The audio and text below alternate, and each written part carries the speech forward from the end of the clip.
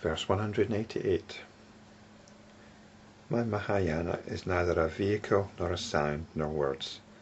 It is neither the truth, nor emancipation, nor the realm of imagelessness.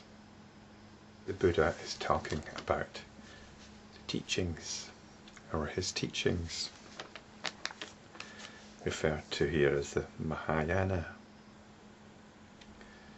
This is in contrast to other Buddhist teachings called the Hinayana. Traditionally these refer to two schools of Buddhism, and are from the Mahayana viewpoint. The Hinayana is a rather derogatory term, meaning lesser vehicle, Mahayana meaning the greater vehicle. We can understand these terms as referring to two different kinds of understanding. The Hinayana is the traditional understanding of spirituality, which is to do with working on the mind, working on your behaviour, following ethical precepts. And this is all very fine. Nobody wants to decry that. But that's one thing. The Mahayana is another thing. The Mahayana is direct understanding. Direct understanding of the way things are. And that's what several of the previous verses leading up to this verse were about. They're about understanding the situation in which we live. It's about understanding the reality of the prevailing culture, the prevailing worldview, the reality of our personal view as determined by our moods and dispositions. And once we've got a perspective on these two, we can see what underpins both of them. These three have been described as the three swabhavas, which I've covered previously. But we don't need to worry about that. What we're concerned with is direct understanding, which is not something which belongs to the conceptual mind. This always sounds quite mysterious when we talk about going beyond the conceptual mind, but we do this all the time. A very obvious example is when we're listening to music. Here we've got an opportunity to go beyond the conceptual mind. We go beyond the conceptual mind whenever we're looking for the solution to a problem.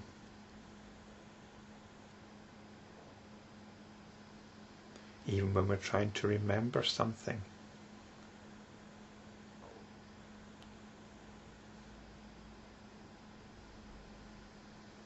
When we try to remember something, it's like retrieving something from a filing cabinet. Well, only up to a certain point. We send the instruction to retrieve something. We don't actually retrieve it ourselves, we send the instruction. And by some strange mechanism, that either does or doesn't come to us. So most of our life is actually lived outside the conceptual framework. So there's nothing mysterious about it. It's only mysterious to the conceptual mind. So this is what the first phrase of this verse is saying. The Mahayana is neither a vehicle, nor a sound, nor words. When we talk about the Mahayana and the Hinayana, traditionally this is understood as two vehicles which can take you to enlightenment. It's not as if you have an option in how you're going to get to enlightenment. It isn't a question of preference. There is no vehicle for enlightenment. There is no vehicle that will take you to enlightenment. There's no path to enlightenment. You cannot get there by following any particular practices, any more than you wake up by following any particular practices. You wake up when you wake up. So it's neither a vehicle, nor a sound, nor words. So a distinction here is being made between sound and words. Well, again, words refer to the conceptual mind. But what is sound? Well, sound in this context more than likely refers to mantras. In traditional thinking, words have power. They're like magical words. By chanting certain words, certain phrases, you're tapping in to certain power. Even within the Lankavatara Sutra, there are what are known as dharanis,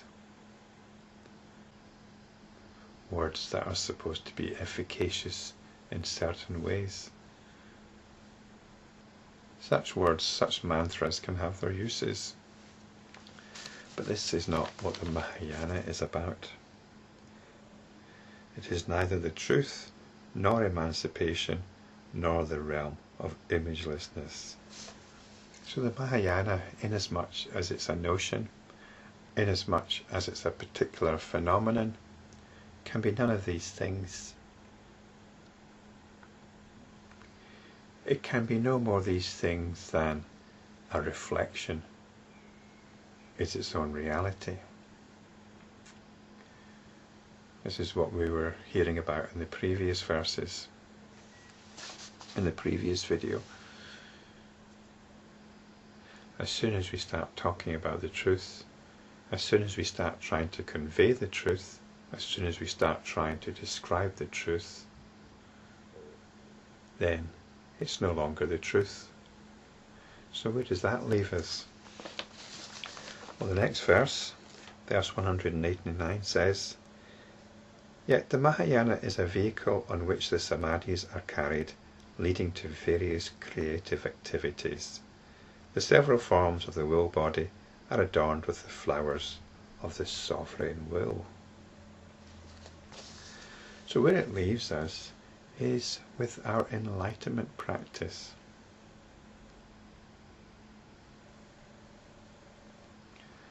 I mentioned earlier that when it's time to wake up, we wake up.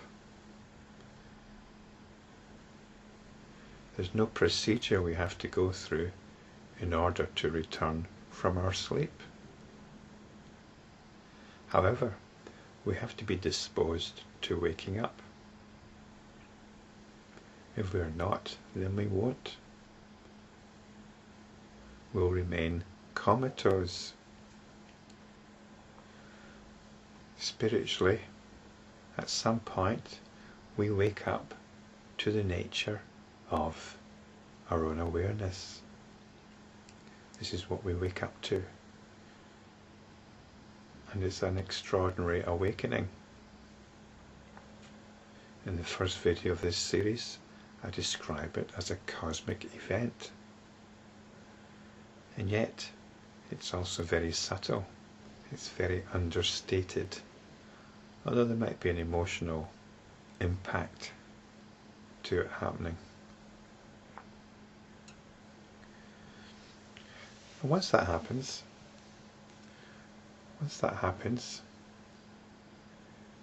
we make the effort to come back to it. We develop the intention to come back to it. I suspect what happens with many teachers is what they remember is the emotional response to the awakening, which is a very wonderful one. It's one of tremendous relief and amazement at the simplicity of it, the simplicity and wonder of it. But life goes on. We have to get on with things. Our moods can still come and go. They can still suck us in. But we've also got this memory of our awakening. And it all gets a bit mixed up. So enlightenment practice is about coming back, not to the memory of the awakening, not to the emotional response of the awakening, but to the awakening itself.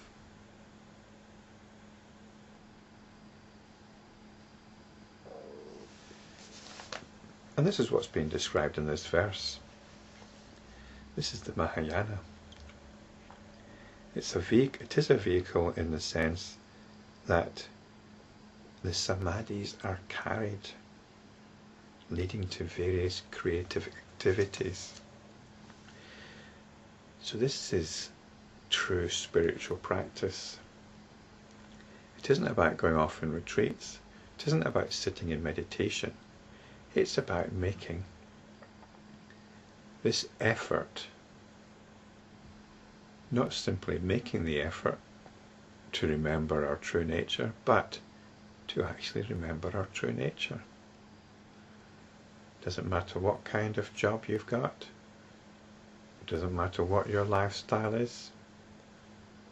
It doesn't matter what the prevailing conditions are. You come back to realization. These are the various Samadhis. This is remembering our nature, no matter what activities we're engaged in. The activities here are described as creative activities. I think we can understand this as the activities to do with the creations of the mind. We keep the correct perspective in relation to them, or at least we endeavour to keep that perspective, or to keep coming back to that perspective, because we'll lose it. We get caught up in it. We get caught up in what's going on. We get caught up in our own moods. We get caught up in our own minds. These are the creative activities, but underneath all that is our awareness, or is awareness, referred to here as the Samadhis. The several forms of the will body are adorned with the flowers of the sovereign will. And this is simply another way of putting it, a rather lovely way of putting it. The several forms of the will body. Again, these are the creative activities. Are adorned with the flowers of the sovereign will. And the sovereign will here is our enlightenment practice. Our enlightenment practice, which reminds us of awareness, which brings us back to awareness. The sovereign will is what underpins everything, whether we realize it or not. In enlightenment practice, we realize it. We realize what underpins everything. No matter what is going on, no matter what activities we are engaged in, we come back. We remember who we are.